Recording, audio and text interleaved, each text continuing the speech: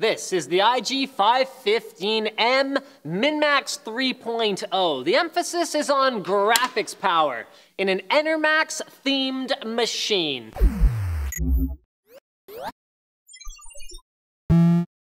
The story here is that NCIXPC has created a one-of-a-kind machine for Enermax for their booth at Computex, the largest trade show of its type. That unique system took quite a bit of time and effort to design and create, and all the modifications were literally handcrafted. You can view the gallery here. The Computex edition was inspired by the all-Enermax MinMax system, which is built around the concept of maximizing graphics performance while minimizing the focus on other components. This approach works rather well for gamers who value eye candy above all. Plus, modern mid-range components are more than adequate for gaming duties for the most part. For the third revision of this machine, it has been updated to the Z97 platform, as well as stepped up to the new Haswell Refresh CPU line.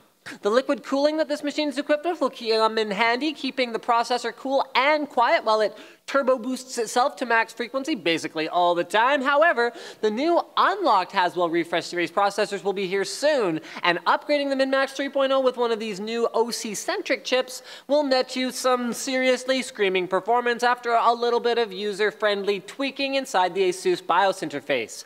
The innovative Seagate SSHD hybrid drive continues its duties as the perfect high-capacity gaming drive, combining the performance of an SSD, or at least closer to an SSD, with the capacity of a hard drive, or, well, actually, the full capacity of a hard drive. Just it costs a little bit more, and it really is a great balance. So design pillar number one, as the very first to market in Canada an Enermax-focused machine, NCIX wanted to continue that tradition. So this third revision of the original MinMax design still features the classy lines of the iVector case, the clean power of the XT series power supplies, and excellent thermal performance of the LickMax series of liquid coolers, which I still think has a very, very interesting name. Pillar number two is emphasis on graphics performance, or as I call it, T-Rex system style. So the arms might not do too much, but them legs, they go. Yeah. So it focuses on graphics performance above all else. So it features a factory overclocked ASUS GeForce GTX 770 DirectCu 2 graphics card at its core. Its supercharged raw performance combined with support for the latest features such as Shadowplay and GeForce Experience, which are kind of the same thing because Shadowplay is within the GeForce Experience. It's all about the GeForce Experience these days. It updates your drivers, it's got the system game optimization, all that kind of stuff, makes it a high caliber centerpiece to provide a smooth gaming experience, even at resolutions exceeding 1080p. Like, say, for example, if we were talking about Watch Dogs, it might run at like 1124p or something like that. I mean, seriously, that game runs at what, 792p or something like that on the Xbox? Well, not on this system. And then pillar number three is that solid-state hybrid drive storage that allows the drive to learn what you access most frequently and move that to the faster part of the drive so that after a few launches, you will see a marked load time improvement compared to if you were just running a hard drive. So we'll start with a tour of the outside of the case. As the third revision in this line of MinMax systems, there's not a whole lot to say because it hasn't really changed much, but basically you've got a nice open front panel, so there's lots of cooling for the inside. You've got 3 5¼ bays, one of which is populated, but of course it's an NCIXPC system, so you can change that to whatever you want. You've got a bulged out side panel on the right-hand side, so you've got a little bit more room for cable management over there. On the top of the system, you will find 2 USB 2 ports, 2 USB 3 ports, power and reset switches, as well as indicator LEDs, a headphone jack, and a microphone jack, and then you've also got a fan speed controller that has 3 settings: low, high, and off. Wouldn't recommend using that last one for the most part unless you like silence and dead computers. So on the left-hand side, left-hand side, we've got a nice smoked window that also bulges a little bit. So this case is all about showing off its bulges, but not necessarily about showing off and being gaudy about the inside. It uses NCIX's subtle glow lighting effect to have a little bit of lighting, but not so much that it is distracting. Oh, also on the top is more ventilation, so either in the form of mesh or in the form of kind of staggered lines here that have holes in between them. The point is the air comes out the top, and it also comes out the back, where we'll find a 120mm cooling fan as well as 2 PS2 ports, DVI, VGA, as well as HDMI, 4 USB 3 ports, 2 USB 2 ports, a gigabit Ethernet port, and 5.1 audio out, as well as the I/O for that GTX 770 that I was talking about before. Inside the system, we find an Intel Core i5-4460 quad-core processor, which might seem like an odd choice for a high-performance gaming machine. But actually, the difference that a CPU makes when you're not running intentionally at CPU-limited resolutions is not as much as it used to be, and that's the whole concept of min-max. It's the minimum of everything else with the maximum graphics horsepower that can be thrown at it. So that CPU is liquid-cooled by a LickMax 120S liquid cooling system.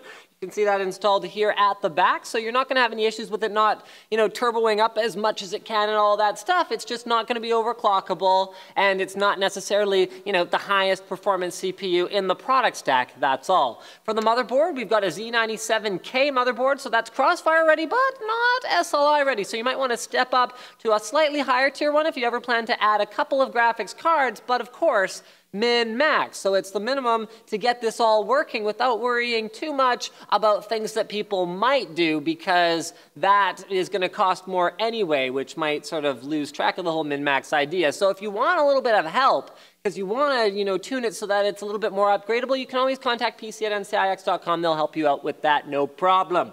All right, let's move on to our GTX 770 DirectCU2 graphics card. It uses a nice high-end cooler, so that, just like the CPU, is going to be running at its highest turbo frequency pretty much all the time, because as long as you've got a case with lots of ventilation, these open-air coolers will give you better GPU temps than a rear exhaust cooler. The system has 8 gigs of Kingston HyperX Fury DDR3 RAM, which is, again, that minimum. So that's enough to run any games, but you might have to upgrade it at some point, a year or two down the line. It's got a 1TB Seagate SSHD, although that can be upgraded should you desire it, and a 530-watt Enermax Revolution XT80 Plus Gold power supply with heat guard. And it also comes with a neat little wire clip on the back so that your power cable can't accidentally come off. So that's kind of neat.